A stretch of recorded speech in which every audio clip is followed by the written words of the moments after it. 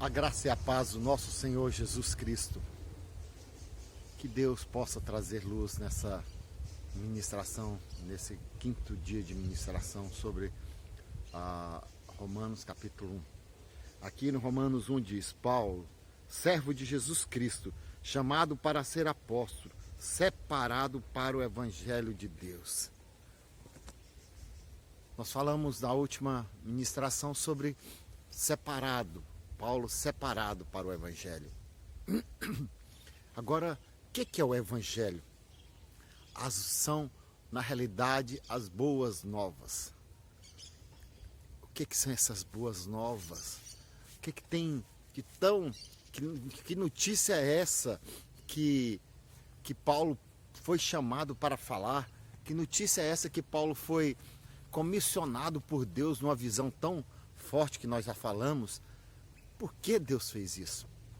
Por que se torna esse evangelho a boa nova? Tem um autor que fala que o homem já nasce para o abismo. Nós nascemos num caminho que é uma reta.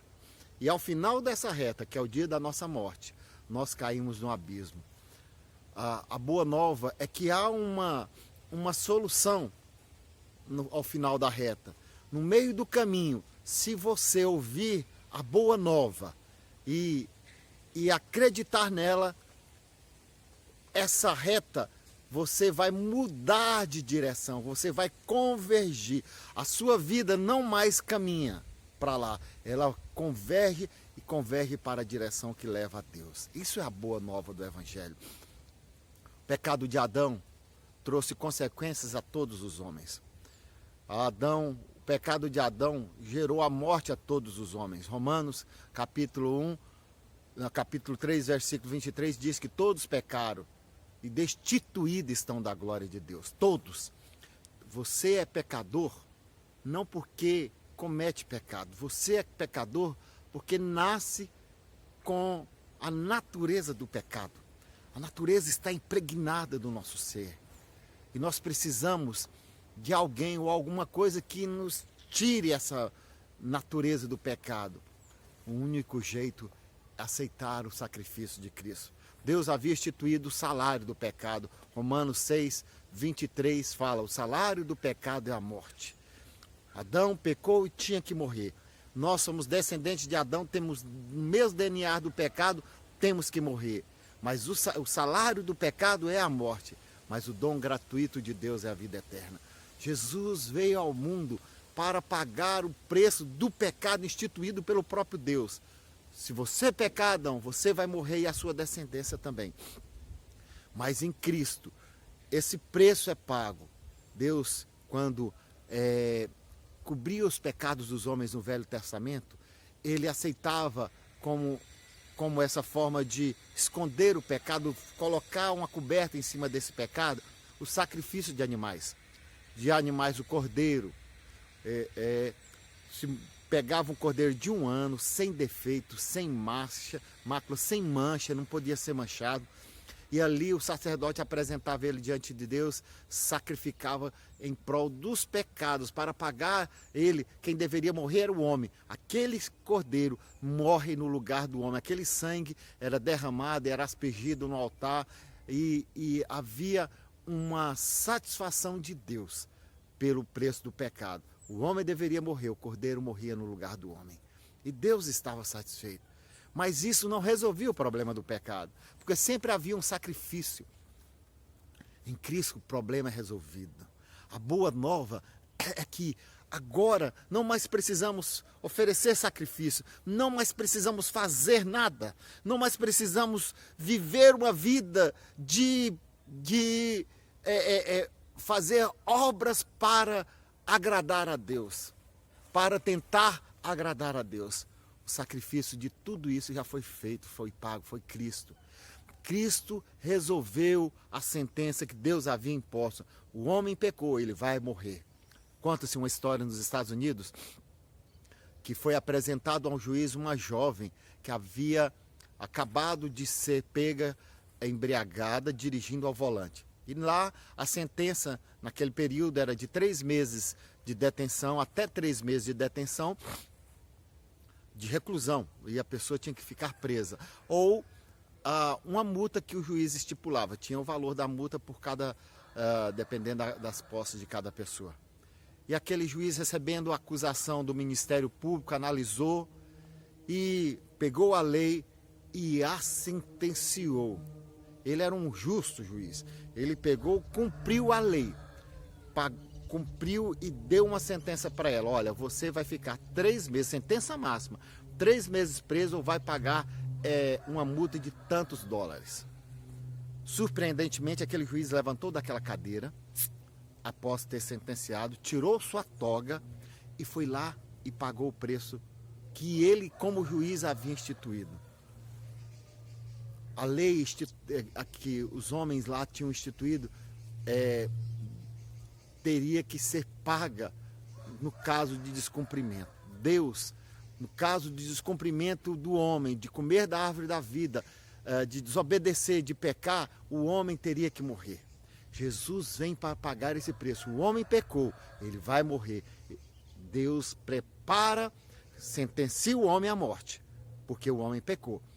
Mas ao mesmo tempo, ele vem e traz Jesus para pagar a própria sentença que ele havia dado e exigiu o seu cumprimento. Jesus é o Cordeiro de Deus que tira o pecado do mundo. Ele paga o preço do pecado. O pecado entrou por um homem apenas. Bastava um homem puro, sem mácula, sem defeito, para pagar o preço. Jesus é esse preço. É por isso que as boas novas é falar que Jesus veio para pagar o preço. O preço para os céus não é o tanto que você é bonzinho, não é o tanto que você é eloquente, você é agradável, você é uma pessoa diferenciada. O preço do evangelho é crer no Senhor Jesus e será salvo, você e sua casa. Crê. Olha, João 1,12 fala, mas a todos quanto receberam, aceitaram o sacrifício dele como pagamento. Deu-lhes aqueles que creem no seu nome, aqueles que creem, aqueles que creem, deu-lhes o poder de serem feitos filhos de Deus. Somente filhos podem entrar no céu. Somente filhos podem entrar no céu. Só a obra de Cristo pode fazer você mudar de rota, sair do caminho que te leva ao abismo e lhe levar aos céus. O abismo é provocado pelo pecado que está em você. Eu e você nascemos com essa sentença de morte. Toda a humanidade já nasceu com ela. Mas em Cristo, Paulo foi anunciar, em Cristo eu e você nós podemos ter essa sentença de morte cancelada. E nós podemos mudar de direção. Nós podemos mudar de rota e agora irmos uma rota que leva à vida. Eu sou o caminho, a verdade e a vida. Quem vai a Deus é através de Jesus, não é através de obras, não é através de caridade. Ainda que quem conhece Jesus vive uma vida de caridade, mas a caridade não te leva a Deus. A caridade é fruto de obras humanas. O que leva a Deus é a obra de Cristo na cruz. Jesus, se você acha que não merece essa graça, ninguém merece. Quando Isaías fala do Cordeiro de Deus, ele fala lá no capítulo 42, a partir do versículo 2, fala que ele não viria quebrar a cana quebrada, nem apagar a torcida que fumega. Uma cana quebrada não tem mais o que fazer para restaurar. Uma torcida, aquela lamparina que só está fumegando, só está fumaçando, mas não tem mais fogo, falta óleo, ele não vem apagar, pôr um dedo ali e apagar, ele vem trazer vida. Deus amou o mundo de tal maneira que deu seu Filho unigênito para que todo aquele que nele crê não pereça, mas tenha vida eterna. Ele quer que você tenha vida eterna. Essa é a boa nova do Evangelho de Paulo. E ele mostrava esse evangelho com poder, com graça. Deus quer que esse evangelho chegue a você, essa boa nova chegue a você. Creia. A vida cristã é crer, não é fazer. Quem crê, faz. Quem crê, vive essa vida gloriosa.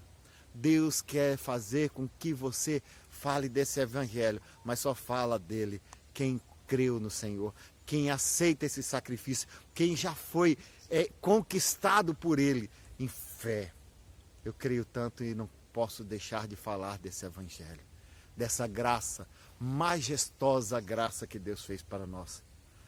Eu fui abençoado por essa graça. Eu fui abençoado por essa boa nova. Por isso eu quero falar dela, porque como eu sou abençoado, eu quero te abençoar nesse dia. Creia nessa boa nova, porque nós somos abençoados para abençoar.